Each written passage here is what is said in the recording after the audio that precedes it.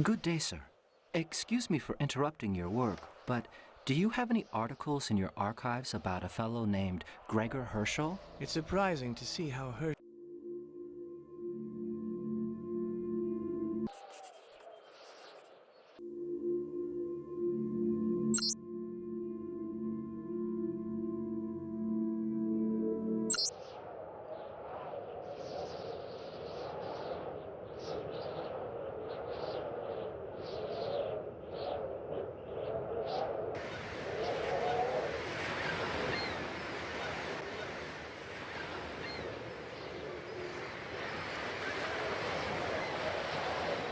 So then, young man, how's your research on Gregor Herschel going? Well, I've been doing a bit of my own research, and I've discovered that he traveled widely in his younger days, that he stayed in England and made 2 separate trips to the east.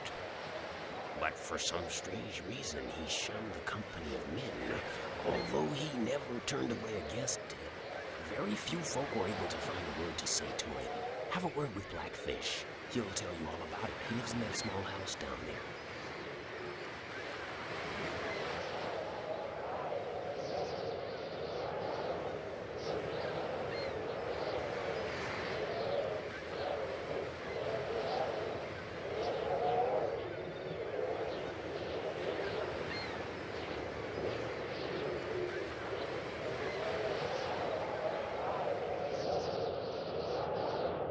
Mr.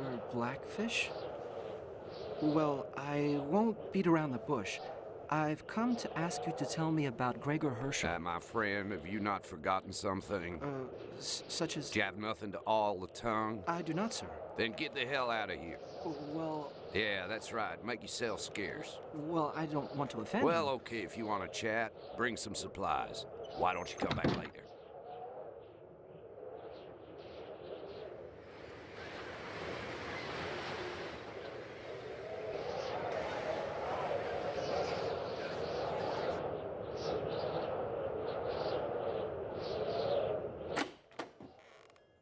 Crumb & Son. At your service.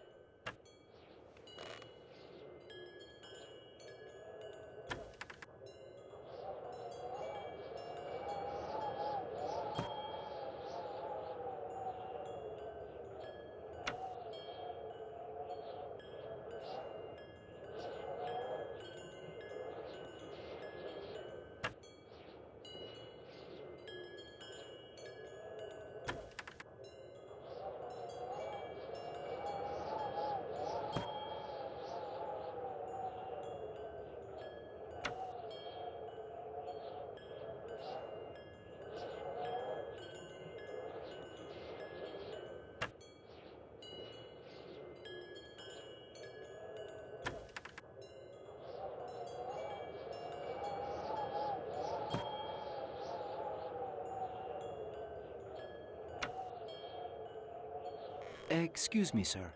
Do you have something strong that'll cheer up a miserable fisherman? You mean hooch? How about this stuff? This isn't easy to come by, the way things are these days. There are stock problems, and the suppliers are taking advantage. Not to mention the insurers. Yep, it all has effect on the price.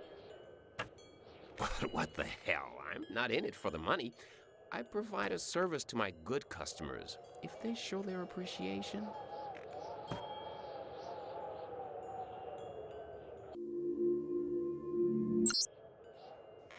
Here, will that be enough?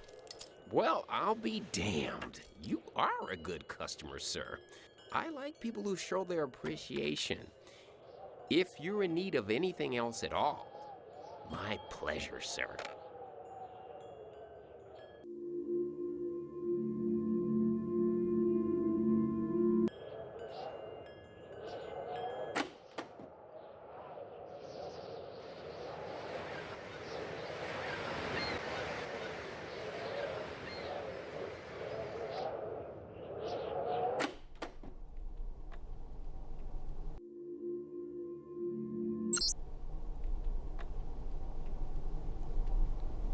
Y'all got the firewater, lad? Here, and it's good stuff, too. Good. So, do y'all know that at the time terrible things were being said about Gregor Herschel? He wasn't one to shy away from crime, and he must have made masses of dough. Everyone here has their reasons to look out for customs, my lad. At the time, the local businessman wanted to make a fast profit at any cost.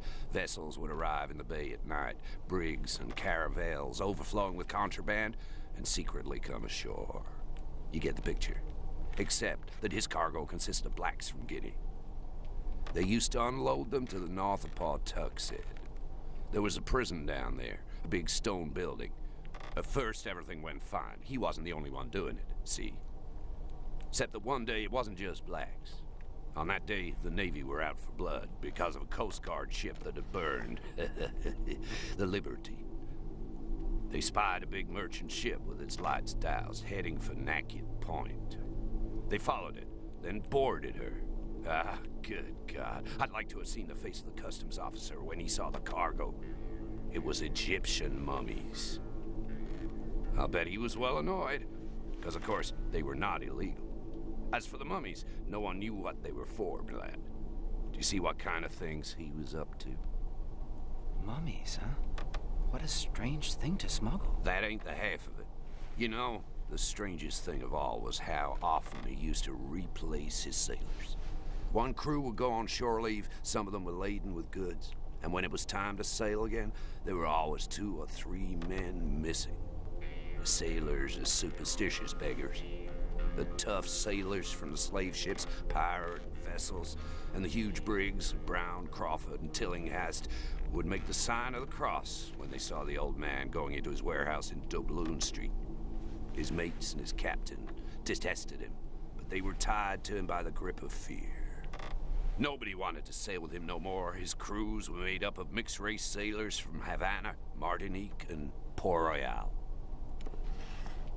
Oh, yes, the port of Providence has seen goings-on strange enough to make your blood run cold. Not more than 1 month later, 3 likely lads, not the type to miss a voyage, were due to set sail on the Gaita. They'd been seen the night before, but the next day, not a trace. The sheriff turned up with his deputies, the Redcoats, and they took the place apart looking for alcohol. That's right. They didn't give a damn about the lads. Then Smith was asked to put a notice in his newspaper, but there was no response. I'm pleased you take an interest in these things, but you need more detail to get a clear picture. Tell you what, I know a lad who can tell you all you need to know. Arthur Prokop. At this time of day, you'll find him in the Royal Standard. It's 20 yards back towards the church there. Tell him I sent you. Thank you, sir. I'll find it. See you again, sailor.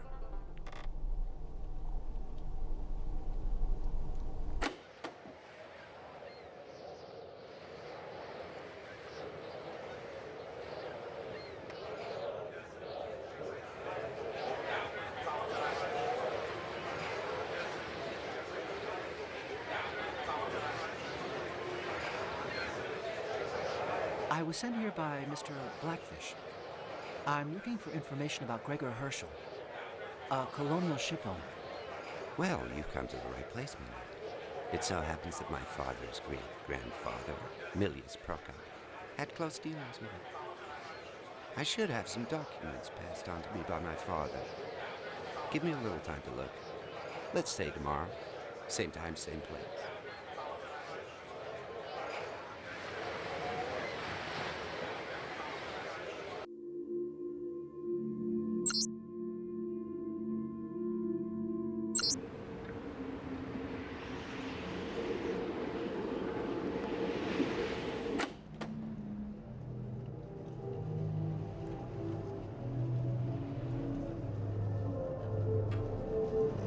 William, it's been so long. I'm here to see how you are. When you came to my house 2 days ago, I'm sorry, my memory fails me frequently. when you came to my house, you seemed very disturbed, as if you were in some danger. Forget anything I said to you. I was upset. Let's forget it. Dr. Eagleton is worried about your health. So is your father. Edgar, are you sure everything's fine? I'm relying on you to reassure them. Everything's fine now. Allow me to introduce you to my colleague, Dr. Owens. Valentine unfit injuria. Don't forget what we must do, Mr. Wycherley. Agit quod agit. I shall await you in the bungalow. I'll leave you to your work, Edgar. William, goodbye. Please be so kind as to give my regards to Mr. Eagleton and inform him that you yourself have observed that everything here is fine.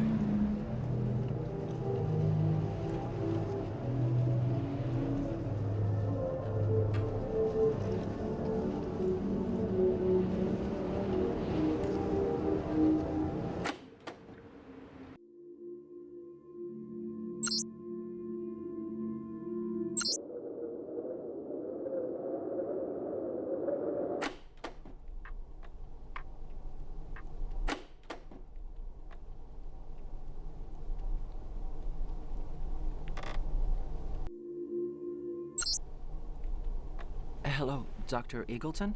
I've seen Edgar recently. He really does seem very disturbed. Please stay at home. If you don't mind, I'm going to come and see you. We'll be able to speak about it more easily. Hello, Doctor. You wish to have my opinion. I'm sorry to tell you that I found my friend far from his old self. At first, he didn't recognize me. He introduced me to Dr. Owens, who was even stranger than Edgar. As I was leaving, he seemed to be crying out for help. Then he proceeded to address me formally using a highly outmoded style of language. I am truly mystified. Could you enlighten me as to the exact nature of his research? The first thing Edgar discovered amongst the papers of several Providence families was mail addressed to Gregor Herschel or written by him.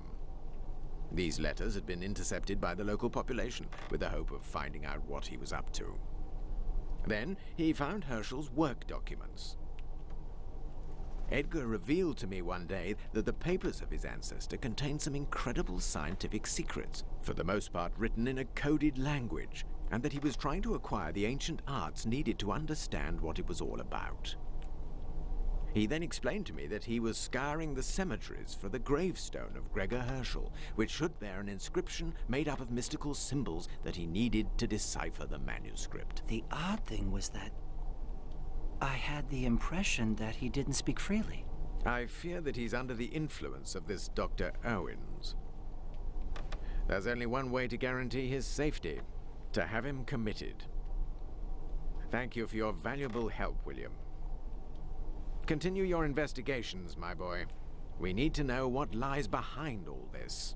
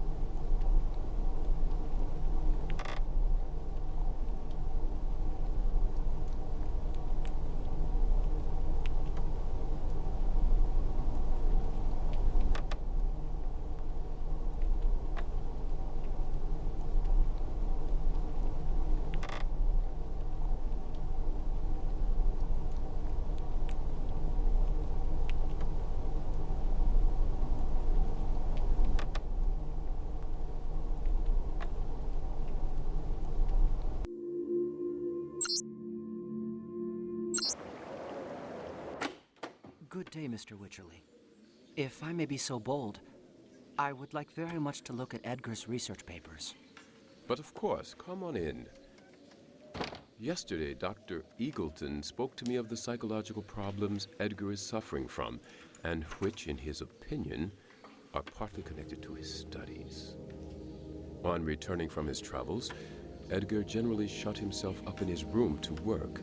He used to lock himself in and under no circumstances could be disturbed. He was deciphering photographic copies of an ancient manuscript. Then he began to get interested in chemistry and to hang around cemeteries. The acrid odors that sometimes came from his room were becoming truly intolerable. Edgar seemed to have gone out of his mind, letting out shrieks and having conversations when there was nobody there. On the 15th of April, I remember the date because it was Good Friday,